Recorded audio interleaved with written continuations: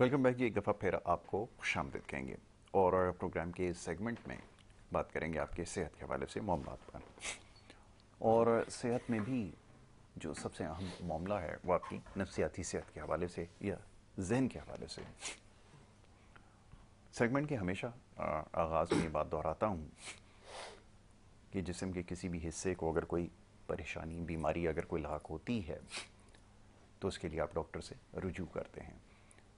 ताहम जब भी जहन से जुड़े मामलात या नफ्सियात से जुड़े जब मामलात होते हैं तो उसको जब कोई मसला दरपेश होता है तो हम डॉक्टर के पास नहीं जाते।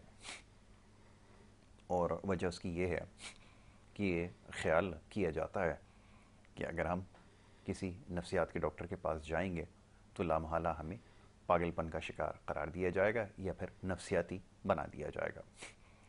तो ये वो वजह है जिसकी वजह से हम कोशिश कर रहे हैं कि ये सेगमेंट रखा जाए हफ्तावार, जिसमें ये बात आपको समझाई जाए, बावर कराई जाए कि नफ्सियात से जुड़े जितने भी मसाइल हैं वो सारे के सारे पागलपन नहीं हैं।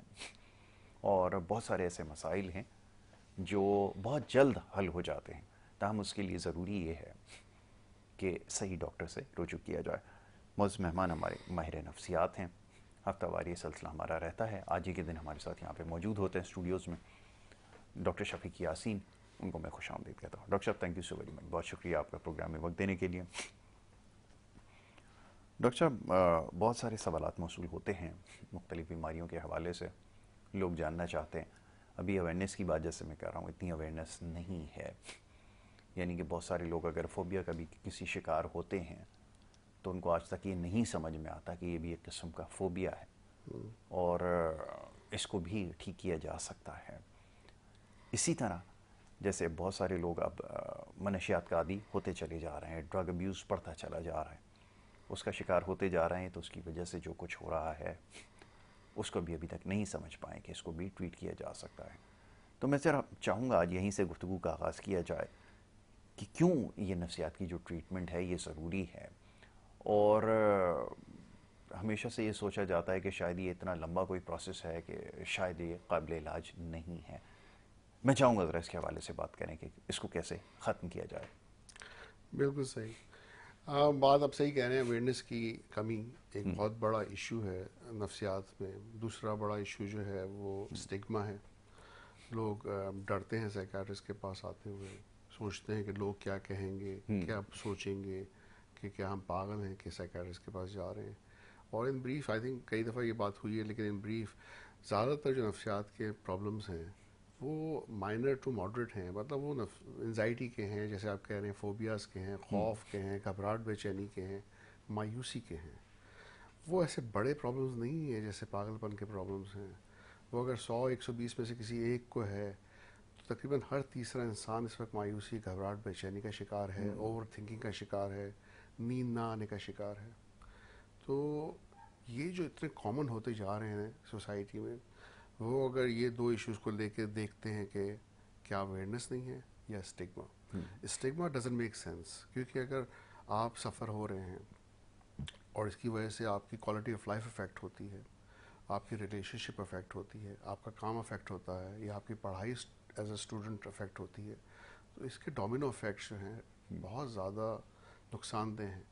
इसलिए कि वो आपके कैरियर पे अफेक्ट करता है, वो आपकी जॉब पे, रिलेशनशिप पे वगैरह वगैरह, ओवरऑल आपकी पूरी लाइफ पे। और अगर कुछ हफ्तों से कुछ महीनों का ट्रीटमेंट अगर आपको इम्प्रूवमेंट दे सकता है, उस खौफ से निजात दिला सकता है, बेचैनी घबराहट को कम कर सकता है, आपकी नींद को बेहतर बना सकता है, आपको मायूसी से निकाल सकता है, तो कुछ दफ़ा साइकियाट्रिस्ट को दिखा के राइट मैनेजमेंट, जो कि साइकोथेरेपी भी हो सकती है, काउंसलिंग भी हो सकती है, मेडिकेशन भी हो सकती है, आई थिंक। और ये कोई इतनी महंगी ट्रीटमेंट नहीं है।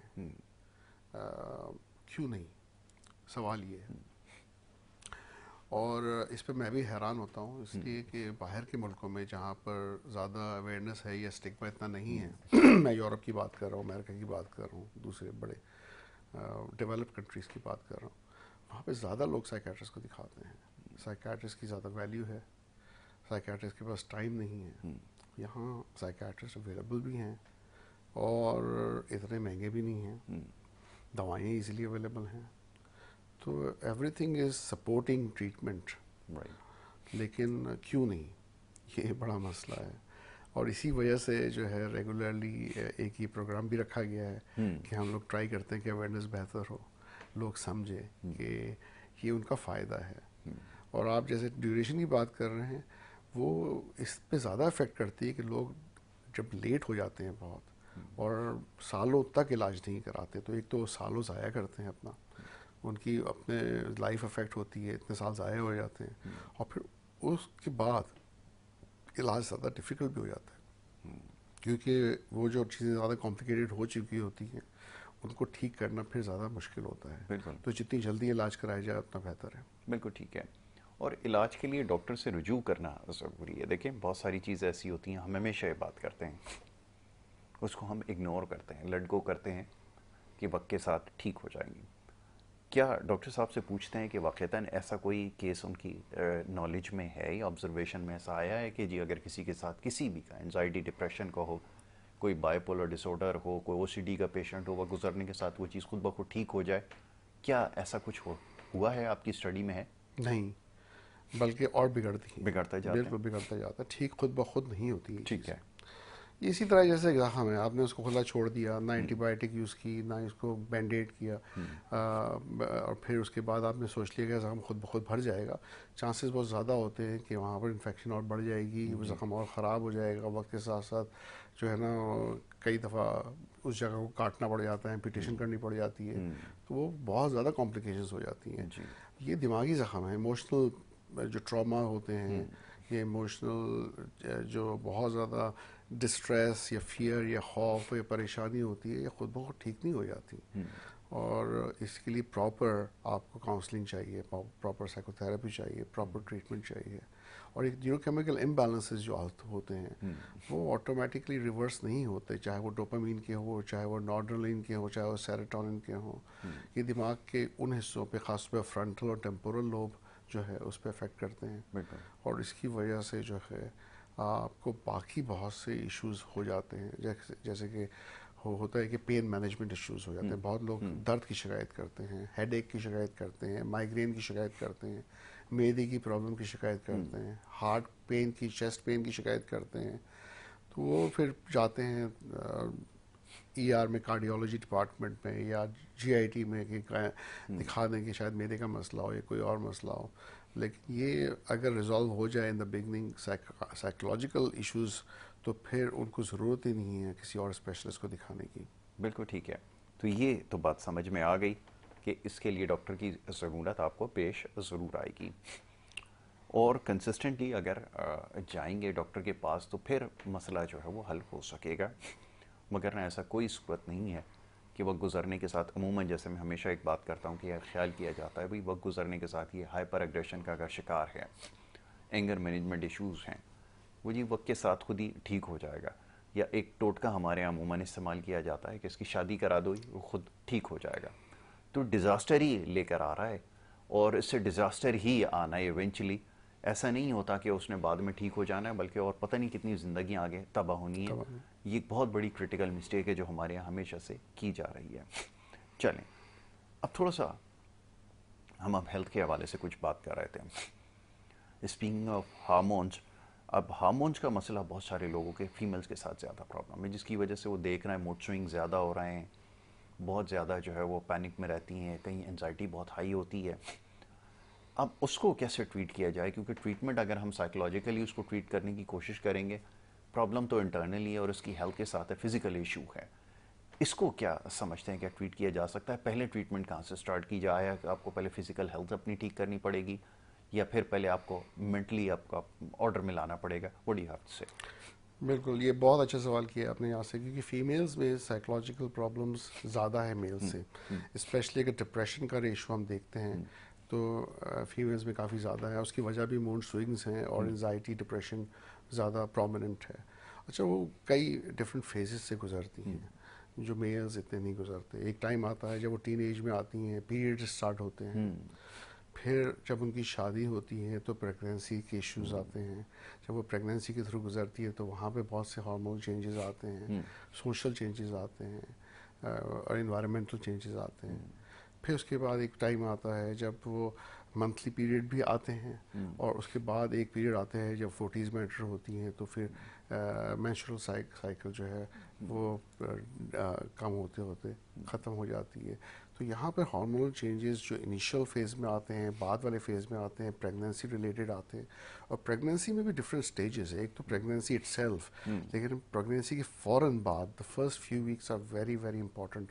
एक तो जिसे हम टर्म कहते हैं परपीरियल ब्लूज नफ्सियात में, ये तकरीबन 80% फीमेल्स में होता है। 80% 80%। जो बच्चे डिलीवर होते हैं उसके बाद मूड स्विंग्स का आना, गुस्सा आना, चिड़चिड़ापन होना, मायूसी होना, बहुत ज़्यादा घबराहट बेचैनी होना, नींद का ना आना, ये तकरीबन पहले 7 से 10 दिन 10 में से 8 औरतों को, और ये हस्बैंड्स को या उनके केयर गिवर्स को ज़रूरत है समझने की कि ये बड़ा क्रिटिकल टाइम होता है किसी भी औरत के लिए। उसके लिए काउंसलिंग होनी चाहिए, टॉलरेंस होनी चाहिए, समझ होनी चाहिए, इंसाइट होनी चाहिए, ताकि वो समझ सकें कि ये वो बेचारी जानबूझ के नहीं कर रही है, ये वो चेंजेस हैं जिसकी वजह से ये सब कुछ हो रहा है। Exactly. उसके बाद अगर ये मूड चेंजेस कंटिन्यू होते हैं और डिप्रेशन में एंड अप हो जाते हैं या फिर साइकोसिस में चले आते हैं, जिसे हम पोस्टमार्टम साइकोसिस कहते हैं, Right.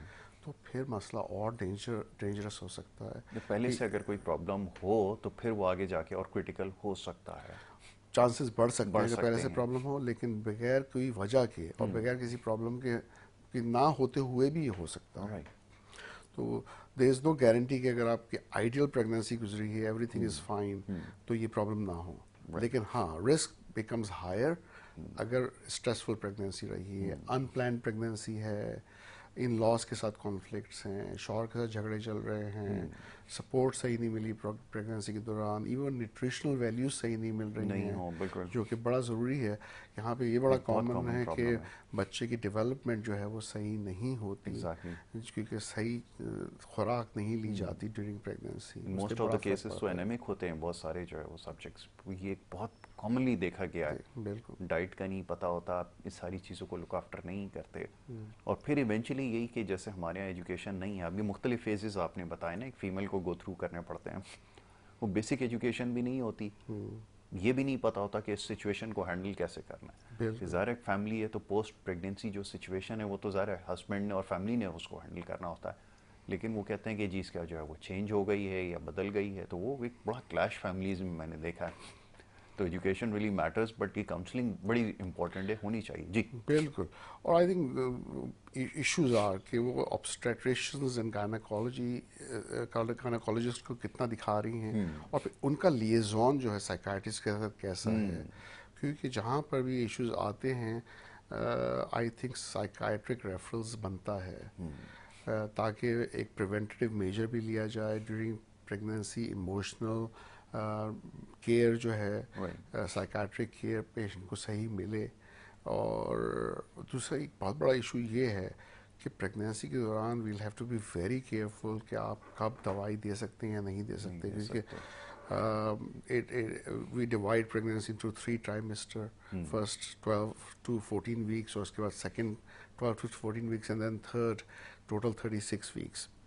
उसमें ये कि फर्स्ट जो 12-14 हफ्ते होते हैं दे आर वेरी डेंजरस, कि उसी में जो है ना बच्चे का ब्रेन और बच्चे का हार्ट दोनों डेवलप होते हैं, और उस टाइम में जो है मेडिकेशन यूज़ नहीं करनी चाहिए, बिल्कुल भी नहीं करना। वैसे तो पूरी प्रेगनेंसी में ही कॉन्ट्राइंडिकेटेड होती है, और बहुत ही कॉशन, बहुत ही ख्याल के साथ जो है वो दवाई देनी चाहिए अगर देनी चाहिए तो। Exactly. लेकिन फर्स्ट ट्राइमेस्टर जो है वो ज़्यादा डेंजरस होता है। उसके बाद सेकंड और थर्ड में आके थोड़ा रिस्क कम हो जाता है, बल्कि काफ़ी रिस्क कम हो जाता है, और उसके बाद एक आपको तराजू में तोलना पड़ता है, प्रोज एंड कॉन्स देखने पड़ते हैं कि माँ को क्या ख़तरा है, होने वाले बच्चे को क्या ख़तरा है, और कितनी ज़रूरत है दवाई देने की, कंपेयर टू अगर थोड़ा बहुत रिस्क है तो वो जस्टिफाई होता है कि नहीं होता कि हम उसको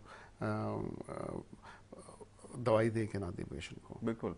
तो हमारे पास जो लोग आते हैं वो एक होता है fear of putting on weight, उसको लेकर आते हैं, फिर वो होता है इवेंचुअली कि वो डिप्रेशन में चली जाती हैं।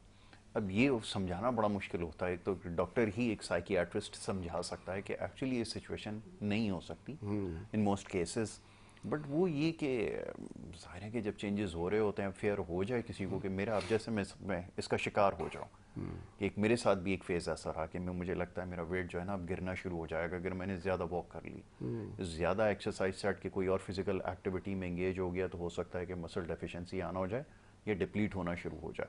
तो ये तो रहता है, इसको भी आप समझते हैं ट्रीट करने की ज़रूरत है। ये फेयर जो है ना बहुत ज़्यादा पाया जाता है जी।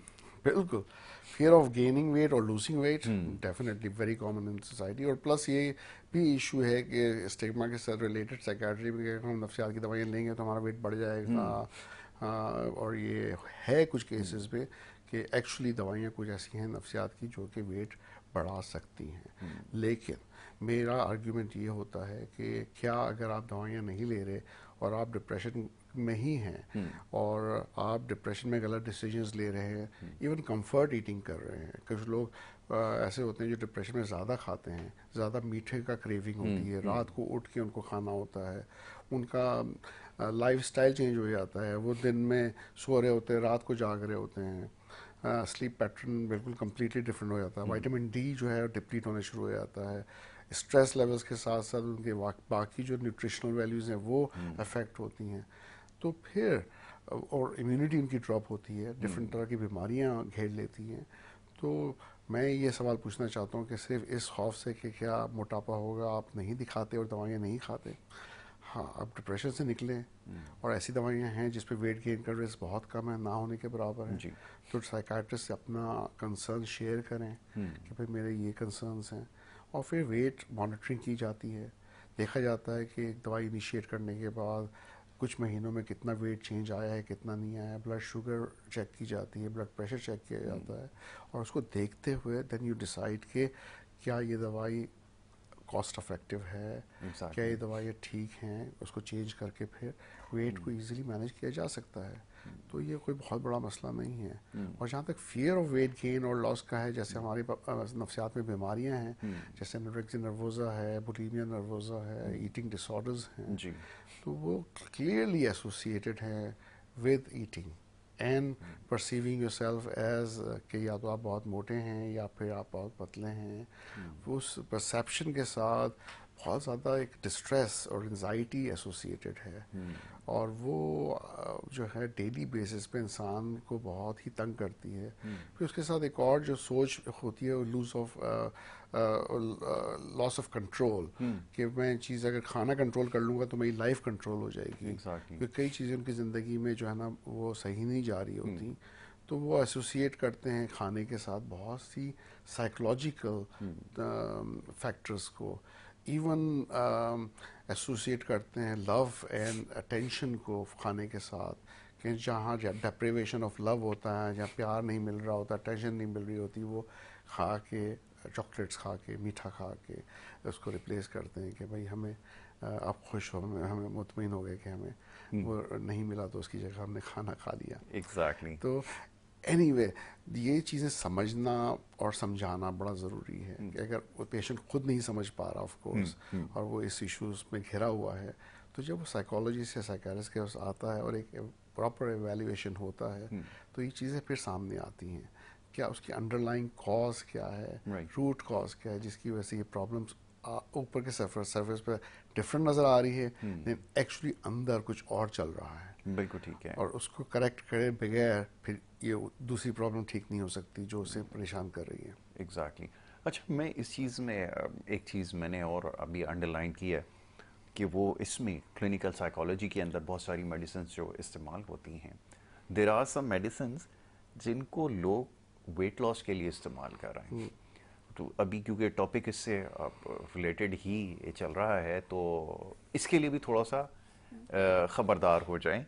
ये जो मेडिसिन होती हैं, मैं नाम नहीं मेंशन कर सकता उसका, डेफिनेटली अगर उसका नाम मेंशन करूंगा तो शायद वो यहाँ तो over the counter easily available है, लोग जाकर उसको ख़रीदना शुरू कर देंगे। बहुत इफ़ेक्टिव होती है, और यस इन मैनी वेज वो वेट भी आपका कम कर सकती है, लेकिन डॉक्टर से पूछ लेते हैं कि इसको इस्तेमाल करना कैसा है। चलें, अभी टॉपिक इससे रिलेटेड ही है, वो मेडिसिन में बाद में आपको बताऊंगा, बड़ी आजकल कॉमनली यूज़ हो रही है, लेकिन वो सिर्फ एक साइकियाट्रिस्ट ही है जो आपको प्रिस्क्राइब कर सकता है। बताइए प्लीज़। मुझे आपने ये बात किया तो 30 साल पहले चला गया हूँ मैं, 1995 में। First few months in psychiatry मैं पैट्रिशिया गैलेगन के साथ बैठा था और एक पेशेंट आई थी आयरिश, और वो एक उस वक्त मेडिसिन ले रही थी वेट लॉस के लिए। उसको एडिक्शन हो गया था और इतना ज़्यादा सीवियर वेट लॉस हुआ था कि वो पोस्चरल हाइपरटेंशन में जा रही थी, ब्लड प्रेशर उसका सीवियरली ड्रॉप हो रहा था, न्यूट्रिशनल डेफिसिट्स के आ गए थे, इवन लाइफ थ्रेटनिंग सिचुएशन हो गई थी। तो मुझे वो पेशेंट अब याद आई जैसे आपने सवाल किया। लेकिन अभी की करंट सिचुएशन देखते हैं तो ऐसी कई दवाइयाँ हैं जो कि वेट लॉस के लिए इस्तेमाल हो रही हैं और बहुत ख़तरनाक हैं ये दवाइयाँ। इसलिए कि देखें, आप अचानक से भी वेट लॉस करना चाहेंगे और बहुत आसान तरीका ढूंढने की कोशिश करेंगे तो उसके कॉन्सिक्वेंसेस हैं। ये काम इतना आसान नहीं है। जब आप इतने साल लगा के बहुत से मसालादार खाने खा के, रातों को जाग के, लेट रेस्टोरेंट्स में जाके, टेक अवेज मंगा के, फूड पांडा का एक्स्ट्रा यूज़ करके, सब तरह के तेल और बाहर की चीज़ें खा के वज़न बढ़ाते हैं, उसमें भी आपने काफ़ी इन्वेस्टमेंट की होती है जी। तो आप समझते हैं कि कुछ टैबलेट्स खा के वो सारा कुछ जो है ना ठीक हो जाएगा, ऐसा नहीं होता। बहुत अच्छी बात है। तो आपको उस पर एक प्रोसेस से गुजरना पड़ता है प्रॉपर, कि आप अपना लाइफस्टाइल चेंज करें, आप हेल्दी डाइट लें, आप सही टाइम पे उठें, सही टाइम पे सोएं, डिसिप्लिन हो, आप एक्सरसाइज करें और फिर तरीके से ग्रेजुअल वेट लॉस हो। आप एम करें कि कम से कम आप समझ लेंगे 2 किलो 3 किलो मंथ पे टारगेट करें वेट लॉस का। ये नहीं कि आपने अचानक से सोचा 10 किलो गिरा देना महीने के अंदर। स्ट्रैटेजी है, बड़ी हेल्दी है, बिल्कुल। और ग्रेजुअली जैसे होगा। अच्छा, होता ये भी है यासर कि जितनी जल्दी वेट लॉस होता है उतनी जल्दी ही वेट गेन वापस हो जाता है। अक्सर लोग ये शिकायत करते हैं। और कई चीज़ें ऐसी भी हैं जो सिर्फ फ्लूइड रिटेंशन को कम करती हैं, वो फ्लूइड को डिप्लीट कर देती है। ऑन स्केल आपको लगेगा कि वेट कम हो गया है, लेकिन जब आपने कुछ चीज़ें बंद की तो फिर वो फ्लूइड गेन वापस हो जाता है और आपका वज़न फिर बढ़ जाता है। तो ये तो बेसिकली वेट लॉस ना हुआ एग्जैक्टली। मैं अभी याद आ रहा था, बड़े फॉर्मर एक लेजेंड क्रिकेटर थे ऑस्ट्रेलियन, शेन वॉर्न, तो उनकी अचानक से डेथ हुई है। मुझे भी वो याद आता है कि वो बड़ा अचानक से उनका वेट जो है ना वो कम होना शुरू हुआ, और वो पता ही ये चला कि बाद में जब उनकी बायोप्सी हुई है तो पता चला कि वो लिक्विड डाइट को ही उन्होंने कंटिन्यू की हुई थी 15-20 डेज़ के लिए, और उसके बाद वो कार्डियक अरेस्ट की तरफ गए और वो विद नो टाइम ही पास्ड हुए। तो ये बड़ा शॉकिंग था। तो हमारे यहाँ इस तरह भी लोग करते हैं। वेस्ट में तो ज़्यादा इस तरह का वो पाया जाता है कि अगर उनको कोई इस तरह की चीज़ मिल जाती है तो बड़ी जल्दी से इम्प्लीमेंट करने की कोशिश करते हैं। यहाँ पर भी वो कल्चर अब इंट्रोड्यूस हो चुका है। तो ये मेरे ख्याल में बड़ी ख़तरनाक चीज़ है। आई थिंक डॉक्टर साहब इससे थोड़ा सा देखिए, साइकियाट्री से अगर हट भी जाए तो अल्लाह ताला ने हमें रमज़ान दिया है, ठीक है, और ये अभी हम रमज़ानों में ही हैं। और अगर हम पकोड़े, समोसे, रोल्स और ये सारी चीज़ें ना खाएं अफ्तार में, और तरीके से अफ्तार करें और बेसिकली रोज़े को जो है रोज़े की तरह ही डील करें, तो मेरा ख्याल में बहुत अच्छा वेट लॉस रमज़ानों में भी हो सकता है। Very good. इसके ऊपर फिर बात करेंगे। सर एक और टॉपिक है, उसकी तरफ आते हैं ना। एक तो ये अटेंशन सीकर्स जो हमारे यहाँ हैं वो थ्रू सोशल मीडिया ज़्यादा प्रोमिनेंट होते जा रहे हैं। वैसे भी सोसाइटीज़ में पहले भी नज़र आया करते थे मुख्तलिफ। ये जो कैफियत है, इससे कैसे छुटकारा हासिल किया जाए? कुछ लोग वाक़तन चाहते भी हैं, उनको भी ये चीज़ रियलाइज़ हो गई है कि हमारे पे प्रॉब्लम है, कहीं जाते हैं तो चाहते हैं कि अटेंशन हर तरफ से मिले, और अगर ना मिले तो फिर बड़ा डाउन फील करते हैं, बड़ा जो है वो एक ऑकवर्ड सिचुएशन में आ जाते हैं, आइसोलेट हो जाते हैं फिर। तो ये ज़रा मैं चाहूँगा, क्योंकि मैं सोशल मीडिया को भी देख रहा हूँ, मैं बहुत सारी चीज़ों को स्टडी कर रहा हूँ कि ये जो मुझे लगता है कि जो अटेंशन की जिनको बहुत ज़्यादा कमी रही है, फिर वो इस टूल का इस्तेमाल करके बहुत ज़्यादा अटेंशन जब उनको मिल रही है तो वो बैलेंस नहीं कर पा रहा है। क्या वाक़तन ये एक साइकोलॉजिकल प्रॉब्लम, इसको समझा जाए? What do you have to say? बिल्कुल, there range of personality disorders, और उनमें से कुछ पर्सनालिटी डिसऑर्डर्स जैसे नार्सिसिस्टिक पर्सनालिटी है, हिस्ट्रियोनिक पर्सनालिटी डिसऑर्डर्स हैं क्लस्टर सी में बी में, सॉरी। तो वो जो है ज़्यादा अटेंशन सीकर्स हैं, और उसमें ये होता है कि वो ईगो उनका जो है वो ज़रूरत होती है उनके ईगो को कि जितना ज़्यादा उनको अटेंशन मिले वो फुलफिल होती है उनका ईगो, और उनको लगता है कि now we are important, now लोग हमें देख रहे हैं, हम जो है ना सेंटर ऑफ अटेंशन हैं। तो कोई भी इस तरह के बिहेवियर में इन्वॉल्व होंगे कि वो कुछ ना कुछ करते रहें ताकि वो सेंटर ऑफ द टेंशन रहें, लाइमलाइट में रहना चाहिए। बिल्कुल। और जब वो नहीं होते और जब अचानक से निकल आते हैं उससे या कोई इशू आता है तो फिर वो बिल्कुल ही डिप्रेशन की तरफ चले जाते हैं। तो that's usually part of narcissistic personality disorder या नार्सिसिज्म का हिस्सा है, और उसका क्योर है ऑफ कोर्स अगर प्रॉपर साइकोथेरेपी ली जाए, उसको समझा जाए कि मैं क्यों ऐसे टेंशन में इन्वॉल्व हूँ या ऐसे बिहेवियर में इन्वॉल्व हूँ जिसमें मुझे टेंशन की ज़रूरत पड़ती है। बिल्कुल तो ठीक है। that can improve All right. definitely. Dr. Sahab, recently I have come across by a very important subject, which is Stockholm syndrome. What is Stockholm syndrome? ये थोड़ा मैं चाहूँगा ज़रा एक्सप्लेन करें, जो इससे रिलेटेड लोग जो काम कर रहे हैं उनको भी पता चले। बिल्कुल। It's also called woman battered woman syndrome, या फिर होता है कि अब्यूज़र जो है जब अब्यूज़ करता है और विक्टिम जो है वो ज़ाहिर है सफ़र होता रहता है फॉर लॉन्ग पीरियड, और नॉर्मली ये क्रॉनिक केसेस में ज़्यादा होता है। तो एक तरह से जो विक्टिम है उसकी अटैचमेंट हो जाती है अब्यूज़र से। They start justifying that abuser's behaviour कि इसकी रीजनिंग थी, शायद मैं गलत था, या जो है ना उसको किसी तरह से जस्टिफाई करते हैं, और उस अटैचमेंट को फिर जब कंटिन्यू ऑन होती है तो वो पैथोलॉजिकल अटैचमेंट है। उसकी जो थिंकिंग है जो अब्यूज़ हो रहा है वो भी डिस्टॉर्टेड होती है, और ये जो है ना फिर स्टॉकहोम सिंड्रोम की वजह बनती है। और इंटरेस्टिंगली स्टॉकहोम तो एक है, लेकिन there are too many other psychiatric syndromes और इलनेस जो कि इतने अनकॉमन हैं लेकिन बड़े ही इंटरेस्टिंग हैं देखा जाए तो। साइकोलॉजिकली जो है you understand a lot from, अगर उसको उसकी अवेयरनेस हो तो। और मैं समझता हूँ सोसाइटी में बाकी अनकॉमन साइकेट्रिक इलनेस की भी अवेयरनेस बहुत बहुत कम है। बिल्कुल सही है, उसके बारे में भी बताना आपको ज़रूरी है कि एक्चुअली होता कैसे है। कुछ केसेस हैं जिसका भी डॉक्टर साहब कुछ देर पहले तस्करा कर रहे थे लेकिन अभी तो ज़रा बड़ी बेसिक चीज़ों के बारे में हमें इल्म नहीं है। लेकिन जब ये फ्रीक्वेंटली आप किस डॉक्टर के पास जाएंगे और मुख्तलिफ हवालों से जानने की कोशिश करेंगे, मैं ये नहीं कहता अगर आपके साथ कोई प्रॉब्लम है तभी आप किसी साइकियाट्रिस्ट के पास जाएं। कभी कुछ सीखने के लिए भी अगर आप चले जाएं तो मेरे ख्याल में बहुत सारी चीज़ें आपकी जो इससे हल हो सकती हैं।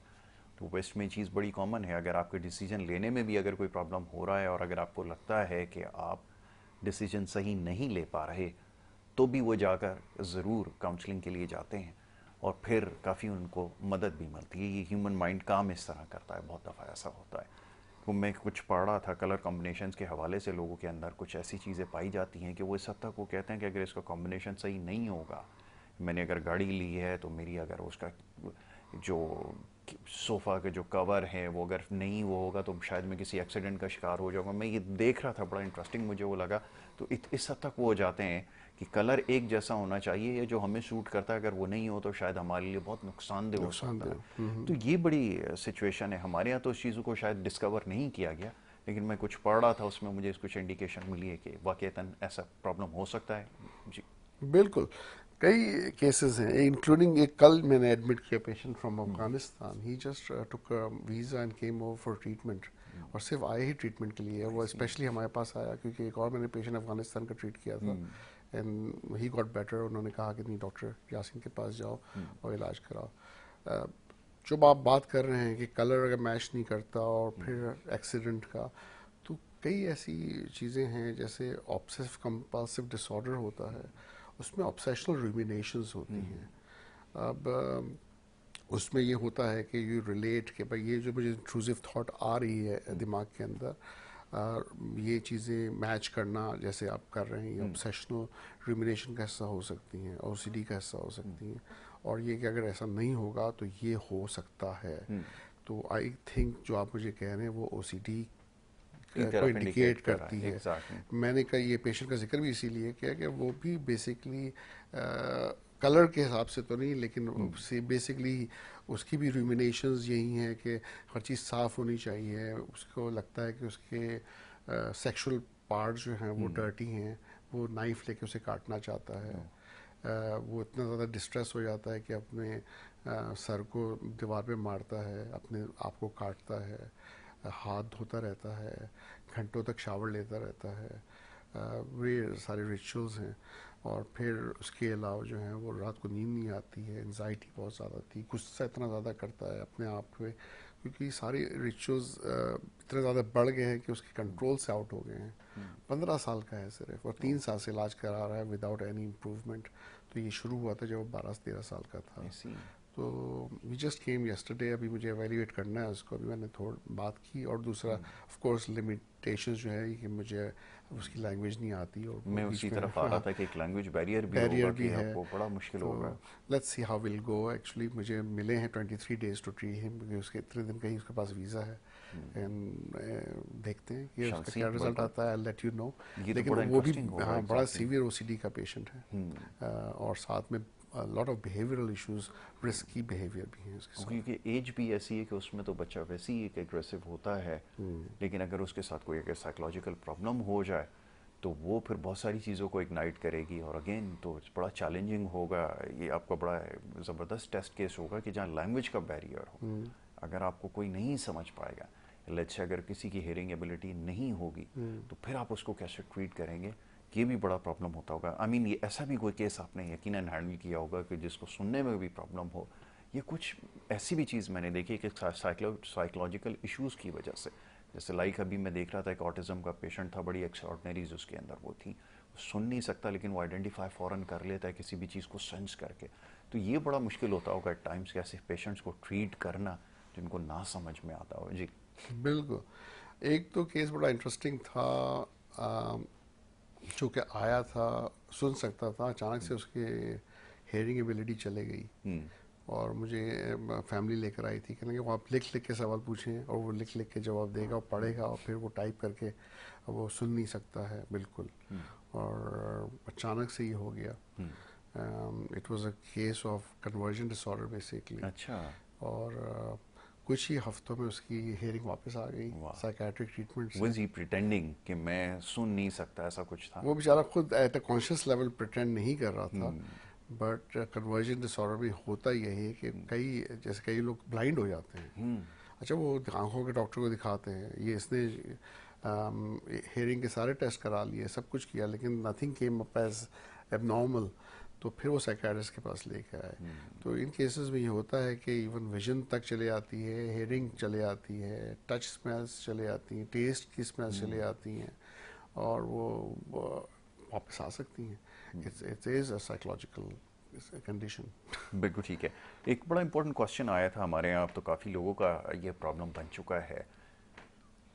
बड़े काम होते हैं, सब कुछ होता है, बट वो जब वो स्टीयरिंग पर आते हैं, ड्राइविंग सीट के ऊपर आते हैं, तो वो इतनी तेज़ गाड़ी चलाते हैं कि फैमिली जो है ना, वो बार 2-3 लोगों ने मैसेज किया कि इनकी कोई काउंसलिंग की ज़रूरत है, डू यू थिंक ये कोई प्रॉब्लम है? वैसे हर चीज़ ठीक है, सब कुछ नॉर्मल है, लेकिन उसमें ये जो ड्राइविंग सीट पे बैठते ही जो एक फायर आती है ना, इसको कैसे कंट्रोल किया जाए, ये एक हमारे बड़े करीबी हैं, उन्होंने सवाल पूछा है। जी।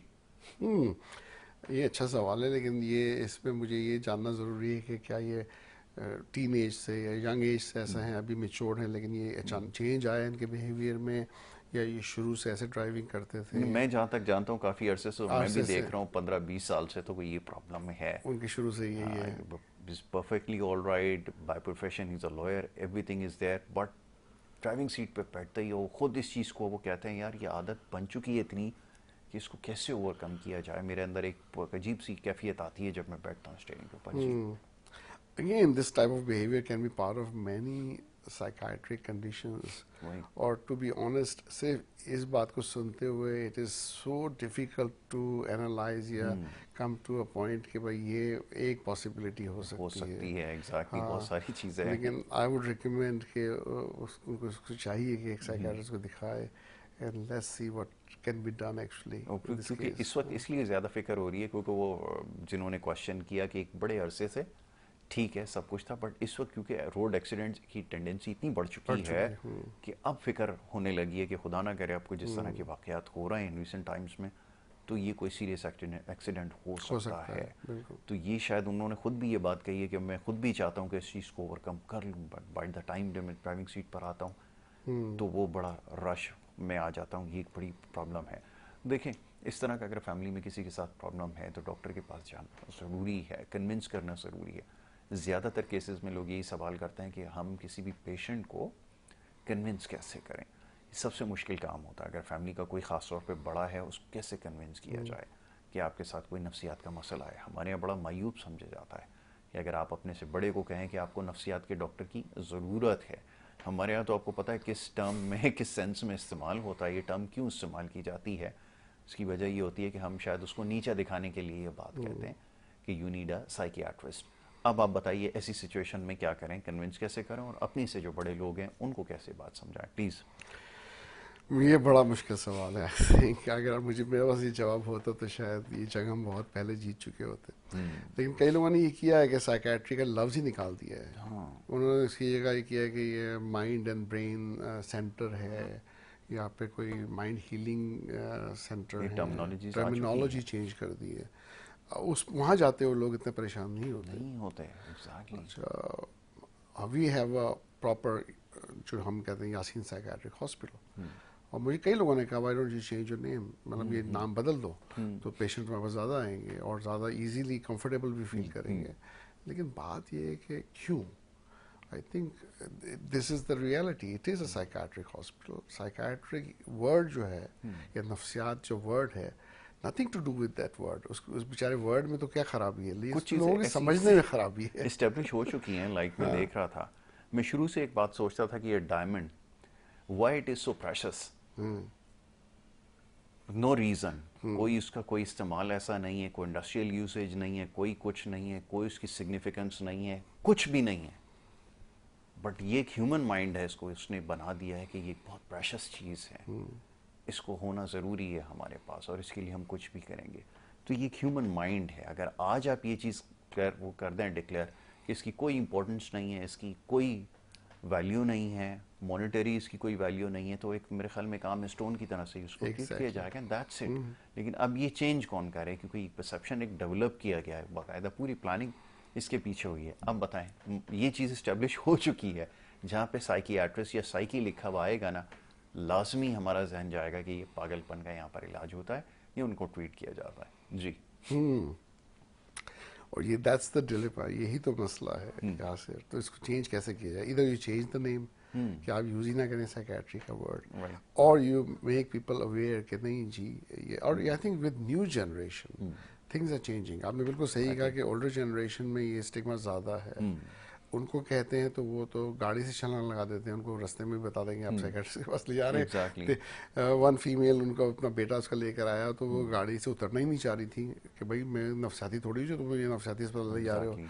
शी रिफ्यूज टू कम, बड़ी मुश्किल से उसको समझा बजा के अंदर लेकर आए। And then she felt comfortable. अच्छा, आप तो बड़े आराम से बात कर रहे हैं, आपका अखलाक तो अच्छा है, मैं तो समझ रही थी पता नहीं कैसा होगा साइकेट्रिस्ट। तो वो एक इमेज उनका है कि बड़ा ही ड्रॉना किस्म का कोई है इंसान। उससे बेहतर वो समझते हैं कि किसी बाबा के पास चले जाएं और दम करा लें तो वो शायद ज़्यादा अच्छा है। तो सारे जितने साइकेट्रिस्ट के पास आने चाहिए वो ये सोच के कि हम पे जादू हो गया है, कोई ना कोई मसला चल रहा है, तो चलो हम दम करा के आ जाते हैं। और इवेंचुअली हम उन्हीं पेशेंट को ज़्यादा डील कर रहे होते हैं कि वो जो इतने अरसे दम करा के और कितने बकरे कटवा के और क्या कुछ खर्च करवा करके कर आ रहे उसके होते हैं। बाद आते हैं साइकेट्रिस्ट के पास, यार ये मसला हल नहीं हुआ तो चलो आप साइकेट्रिस्ट को भी ट्राई कर लेते हैं। आखिरी ऑप्शन। आखिरी ऑप्शन यही बचा है। तो इंस्टेड के पहला ऑप्शन होना चाहिए, psychiatrist became the last option unfortunately. तो यही तो ये चैलेंजिंग है। इसी वजह से तो पाकिस्तान में आया, मुझे काम करने का मज़ा आ रहा है क्योंकि वहाँ तो हर चीज़ आसान थी। लोगों को समझ थी, आते थे, सिविलाइज थे, Systematic, बैठते बिल्कुल। थे, अपॉइंटमेंट्स लेते थे, देयर वाज नथिंग चैलेंजिंग। यहाँ आते तो फिर मज़ा आता है Exactly. लोगों की बातें सुन के कि भाई ऐसा भी होता है।